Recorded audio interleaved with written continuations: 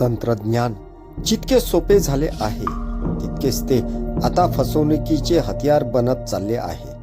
वर्धा जिल्ह्यातील देवळी येथे एका नामांकित ज्वेलर्सला ऑनलाईन पेमेंटचा बनाव करून हजारो रुपयाचा गंडा घातल्याचा धक्कादायक प्रकार देवळी पोलीस स्टेशन येथे समोर आला आहे। देवळी शहरामध्ये मेन रोडवर विवेक प्रकाशराव कांक्रिया यांचे सोन्या चांदीचे दुकान आहे। 10 जानेवारीला सायंकाळी 2 भामटे ग्राहक बनून त्यांच्या दुकानात आले।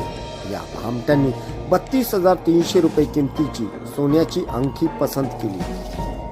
आरोपींनी QR कोड स्कॅन करण्याचे नाटक केले आणि मोबाईल स्क्रीनवर पेमेंट सक्सेसफुलचा बनावट मेसेज दाखवून दुकानदाराचा विश्वास संपादन केला।